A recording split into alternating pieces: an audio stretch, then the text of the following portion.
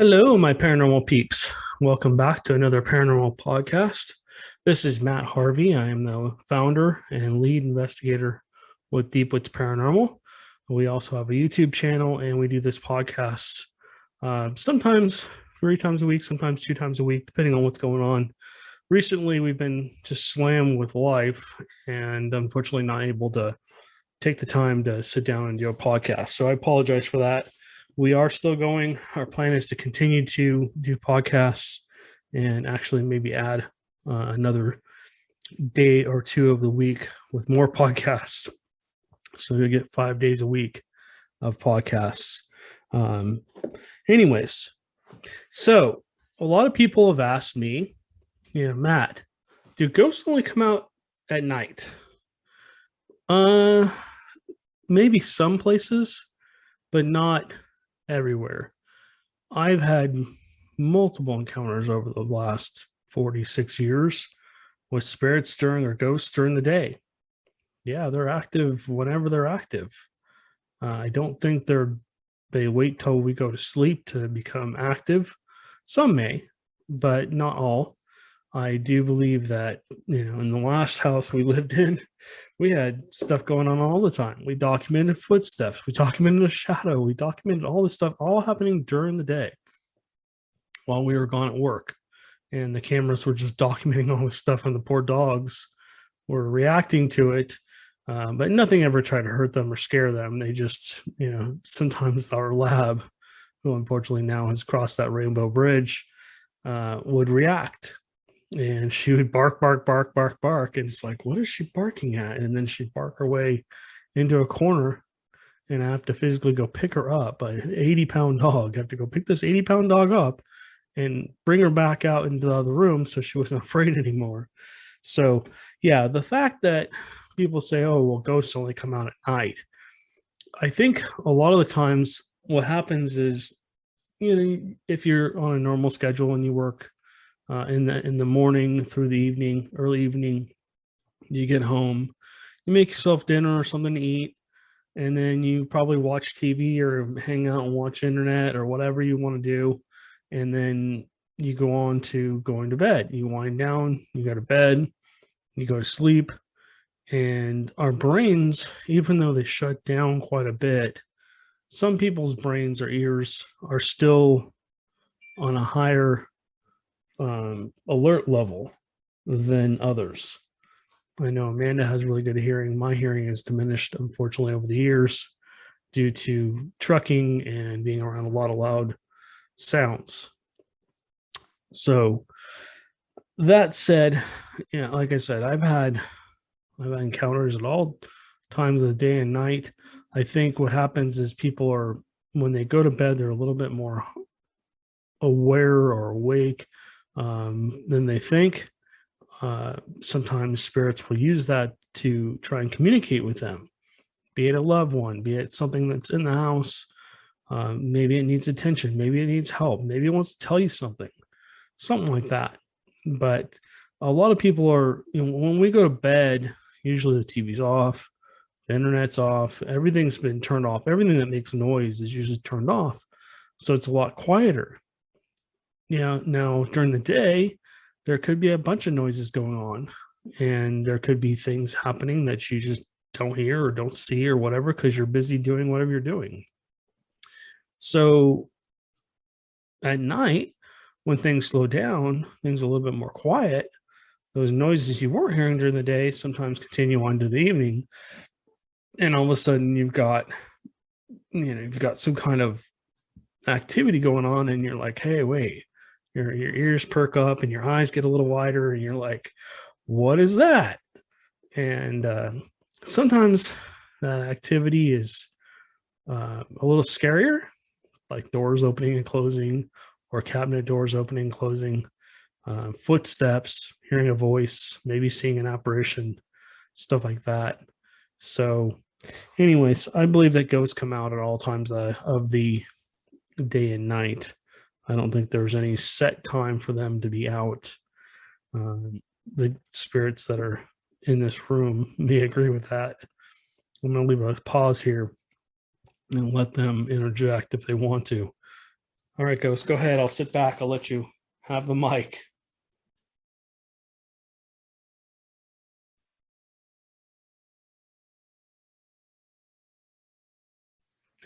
Okay. Well, we'll listen back and see if we hear anything on that. If we do, we'll break it down another time.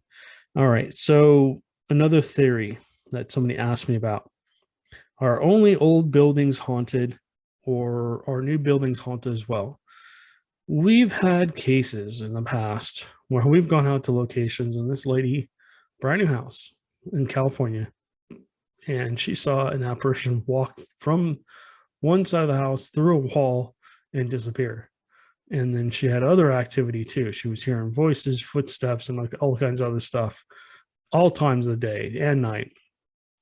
And so, yeah, I know old buildings tend to hold energy. I mean, if you go into a location and you create some kind of energy, that energy stays for a while. If it doesn't stay forever, when older buildings around, and there's a lot of old buildings out here in Texas, which is really exciting because there's like so many options to go knock on somebody's door and say, hey, I'm a paranormal investigator. I'd love to come in and see if you have any ghosts.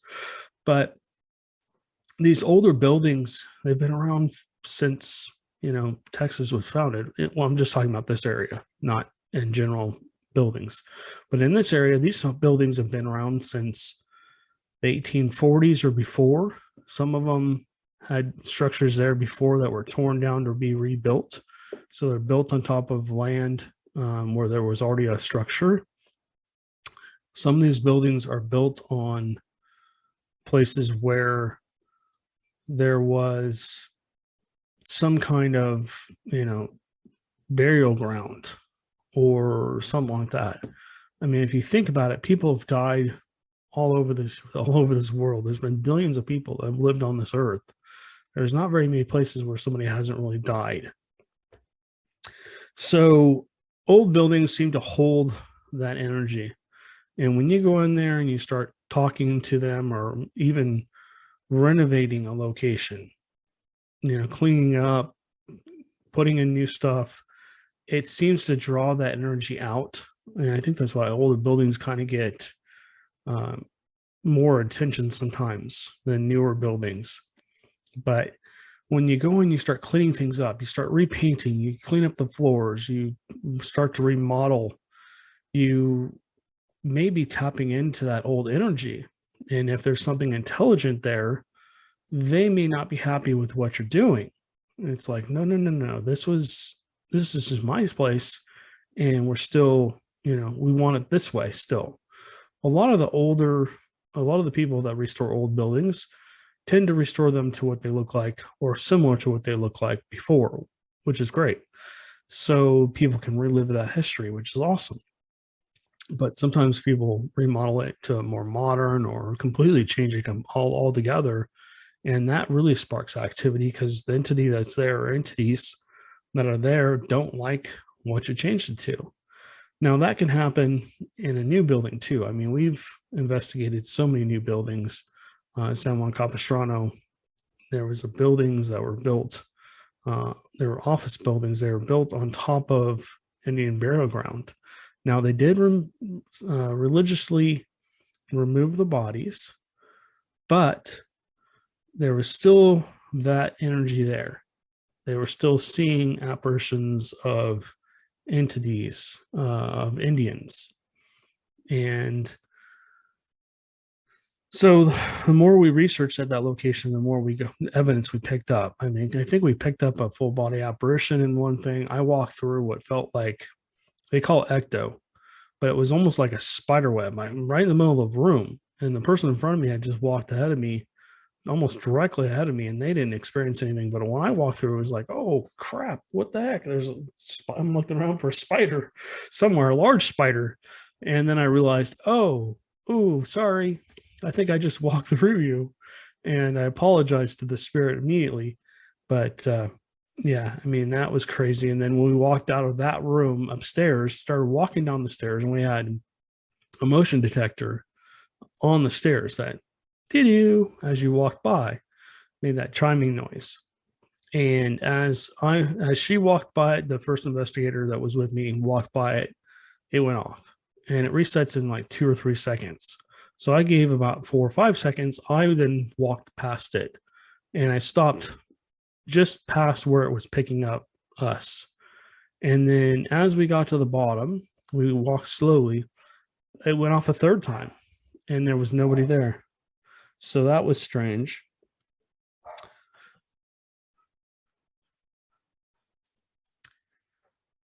Okay, so let's move on to the next thing. Types of haunts. People keep asking me, what's the difference between the types of haunts? So there's residual, there's poltergeist, there's hauntings, there's intelligent hauntings, and then there's demonic. And you're going, okay, so what's the difference between all four of those or all five of those? Residual is just some kind of energy that, again, is trapped at a location. It can be a new location, an old location, whatever. I've talked about the lady that called me up and she said, oh my gosh, man, I saw myself walk down the hallway and disappear. And that's just residual energy. It's just because she's walked up and down that hallway so many times.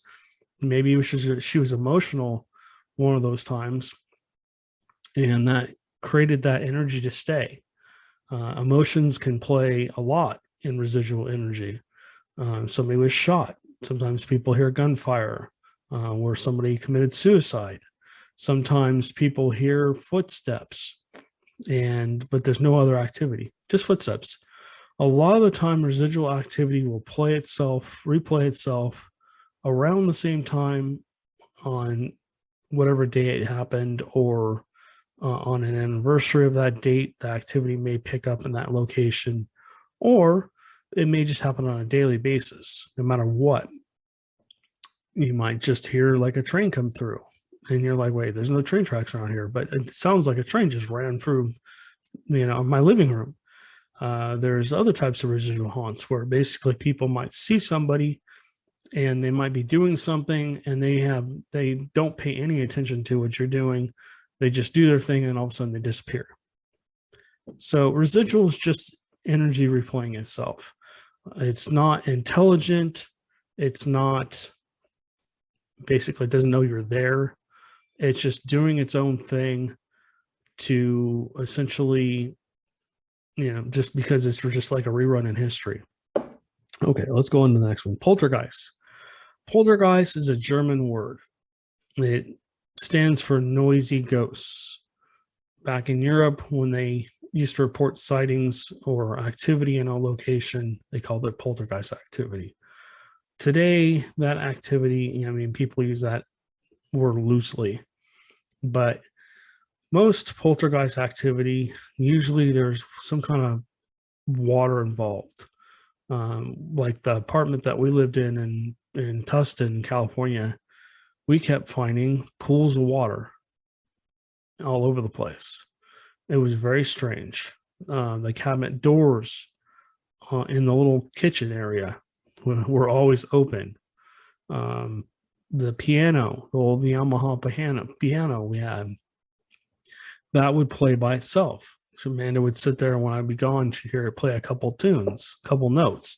It was not one of those pianos that plays itself. So that was strange. And the cover was over the keys. So there was no way to physically, for the cat or anything else, to have done it.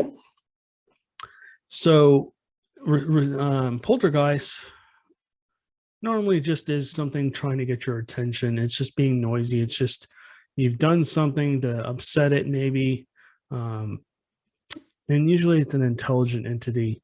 And we'll go into intelligence in a second here. But essentially, it just is something that's going to happen until you get some answers.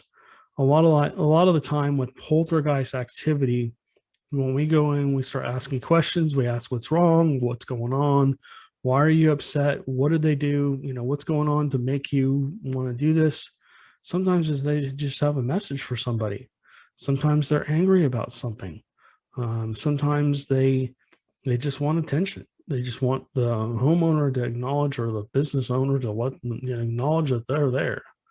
A lot of people When they are afraid, they don't acknowledge the paranormal. They just ignore it and act like it never happened and move on. It's just a defense mechanism, which is great. Sometimes that works, sometimes that doesn't. But poltergeist activity usually is things like come flying out of the cupboards, drawers open on their own. It's usually having to do with stuff moving around on its own. That's basically poltergeist in a nutshell. It's basically things moving on their own for no reason. A lot of the times it doesn't involve entities being seen. Sometimes you can like tapping or knocking or footsteps or other noises, but it usually doesn't involve any kind of essentially any kind of like showing itself. It just basically manifests by making noises and moving stuff. All right, so hauntings. Hauntings, for a place to be haunted, I've already talked about this a lot, but I'll kind of go back into it. For a location to be haunted, there has to be a lot of activity going on a lot of the times. At a lot of time at all times. Let's just put it that way. Disembodied voices, people seeing things, things moving on their own, footsteps, doors, or other objects opening and closing. And that kind of goes with poltergeist a little bit, but hauntings are usually a little bit less severe. Poltergeist activity is more severe. It means that whatever's going on is severely upset and wants something, needs something, or is just unhappy for some reason. Hauntings are more like they're just kind of interacting with you a lot of the time. You might hear somebody say something in your ear. You might see an apparition from time to time. You might hear footsteps, like I said. Things might move around you. And they're just basically letting you know that they're there. And a lot of the time, that has to do with intelligent entities. Now, intelligent just means it's not residual. Intelligent means I can sit there with an audio recorder and ask a question. What's your name? And then wait however long, 20, 30 seconds, and listen back and get Joe, or whatever the entity's name was. Sometimes we'll get a name. What's your favorite color? And it can answer that question. How long have you been here? Are you happy? Have you, are you a loved one? And it basically, if they can answer those questions, even use the spirit box, so they can go through and talk to you through the spirit box and give you an answer to what you're talking about. Or if you're completely ignoring it and you're having a conversation in another room and all of a sudden a voice comes through and kind of adds to the conversation, that's intelligence. That means it can comprehend what's going on. It can see, probably hear, and everything. And the entities are a lot more interactive with you.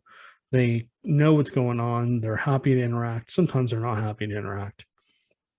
Sometimes they just want to be left alone. And they want basically everybody out of their territory, which, sometimes that happens. Very rare, but it does happen. So that's intelligent. And demonic, of course, you get demonic.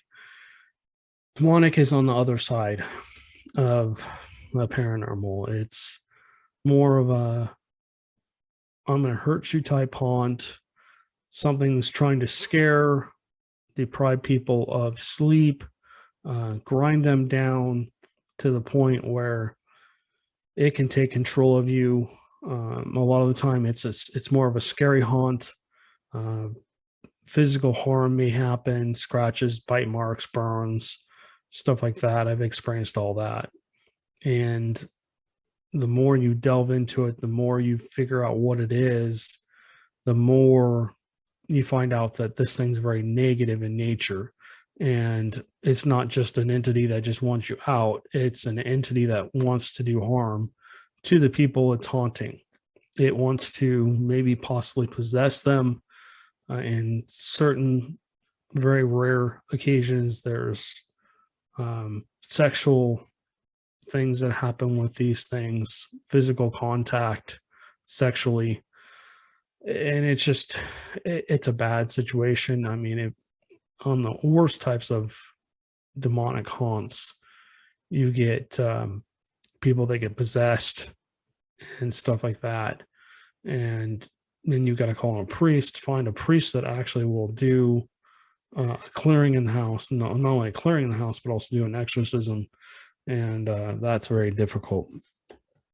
All right. Okay. So I'm going to skip a couple of these because we'll talk about these later. Somebody asked me about vampires and zombies, but I think this podcast is getting a little long. So we'll talk about that next Monday.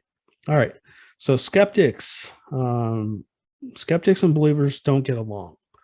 That is really not true. I love nothing more than a good skeptic. The reason I like skeptical people is because they keep us honest.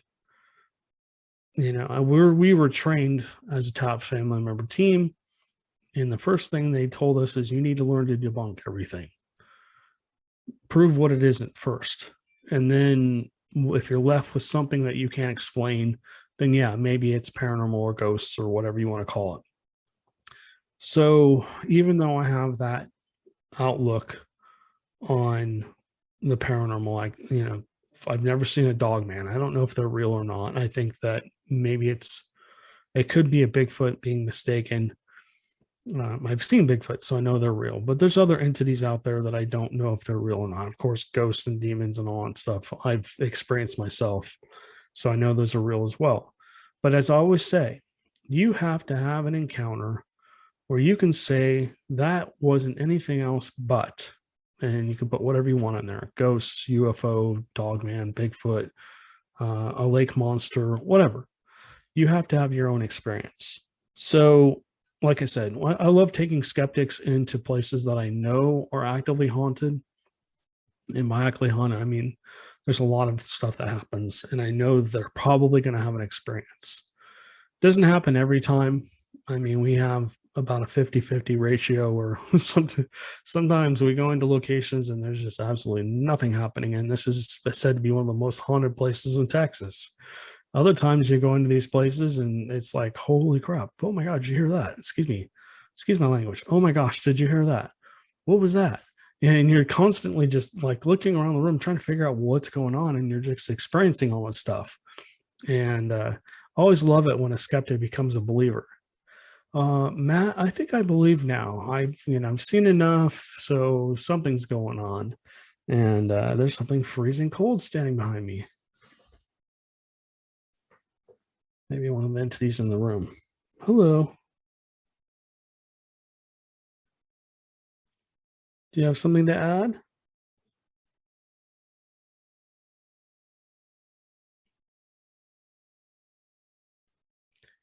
I haven't forgotten about you guys. I promised them I would do a session where I basically left the mic on with recording audio on the WavePad editor and would do like a EVP session that way. So I could immediately go back and listen to the answers to any questions I ask and see if there's anything there. So as we've done these podcasts, we've gotten a lot of EVPs. So as I'm going through, I'm like, oh, there's another one. Pull that out, clip it, pull it out of the podcast. Now I'm just leaving them in. And if you guys hear them, you can hear them. But anyways, okay. Somebody asked me what would I recommend before I go ghost hunting. Well, the first thing I would recommend is that you have some kind of protection, be it mental protection where you just think that nothing can harm me, nothing can touch me, whatever. You can bless yourself with holy water. You can sage yourself before. Some people like to sage themselves before they go into a location and after they come out. You can basically clearly state out loud when you get to the location, I want interaction with you, but I don't want you to touch me or anything like that. So, and then basically at the end, you can do the same thing. We always clear ourselves at the end of an investigation.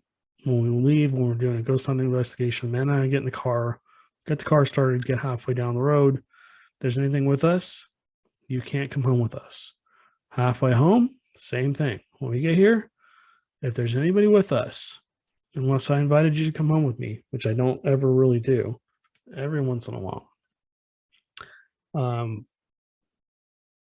if there's anybody with us, you can't stay. You need to go back to wherever you came from, but you're not allowed to do anything. If it's a nasty case, we tell it to go somewhere else. But other things, you don't need a lot of gear when you start ghost hunting. If you have a good cell phone, you've got a good audio recorder, you've got a good video camera, you've got something that takes pictures. One thing I recommend is when you go into locations, and man, have I been doing this a lot lately, especially at that old jail, because all of our equipment kept getting messed with. And that's what happens sometimes on intelligent haunts. They will manipulate your devices. They can turn your video cameras off. They can turn your audio recorders off. You can have your audio recorder recording, turn it off, after it saves, get home, and there's no audio. And that's happened a lot lately too. But if you go through and all you really need is a cell phone, go through and just start walking into haunted locations with permission, and maybe stay the night in a haunted hotel. Go check it out. See what you experience. Have your phone charged and ready to go. And as you're going through, ask questions as you're walking through. Just ask out loud. Is there anybody with us? Give it 20, 30 seconds to respond. And then ask another question. And then at the end of the night, what I'd recommend before you go to bed, and this is something I do as well, if I'm staying in a location, listen, I would love to experience you, but I got to go to sleep now. So if you want to do something that will not hopefully wake us up. You're welcome to, move something, whatever, because we normally have cameras on us as we sleep, which is a whole nother thing. But so, yeah, I mean, that's something I would recommend. Go check out haunted locations. It doesn't have to be a hotel. You can go walk through a cemetery. I'd recommend you do it during the day. The cemeteries at night, they tend to change their skins, and it goes from a pleasant place where people are buried to other things show up and will try and manipulate you into thinking they're just a ghost. And then next thing you know, you get home and things start to happen that you're unhappy with. And sometimes it gets negative as well.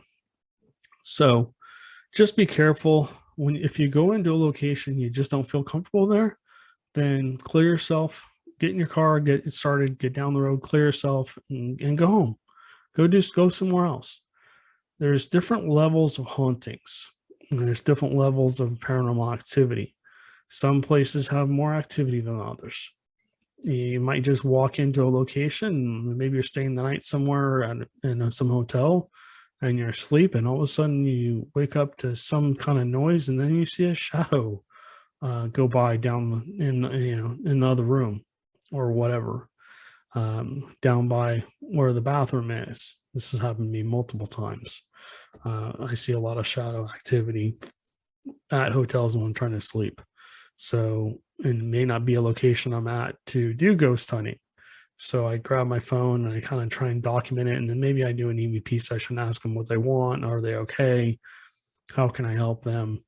And if I get any responses I can understand, I'll play the video back, and then try and help them cross over.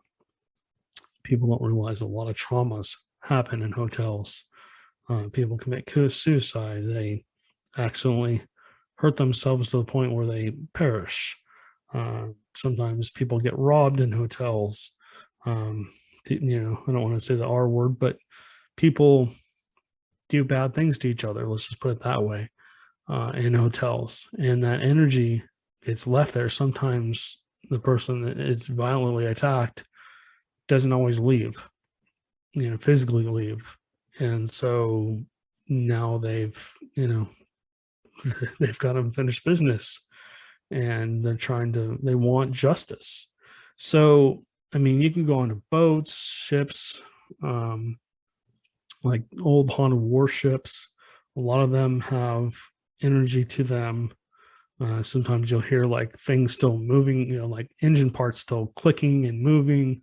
The Queen Mary is a good example of that. The Queen Mary when you're down in an engine room, you can still sometimes hear the engines being run and all kinds of other cool stuff. And that's more of like a residual energy, but still, it is interesting. So, other things I would recommend before you start ghost hunting, maybe go out with another team and kind of learn their techniques. So that's what we did. Our first 3 investigations where we went out with the TOPS family member teams from San Diego and Los Angeles. And then they came on 3 investigations with us and helped us. And then we kind of moved on from there. And then next thing I know, we turned into this huge group in California and we went crazy. So that was fun. And a lot of cool experiences with that. I'm not going to go back into history, but so yeah, I mean, if you find other like-minded individuals to go with you, I would recommend you don't really go alone unless you have to. Be careful. Use your own common sense. Don't go into places where you're going to could get in trouble. Don't trespass. Don't do things that it's going to make the rest of us look bad, because when there's one bad apple, unfortunately, it shines on the rest of us.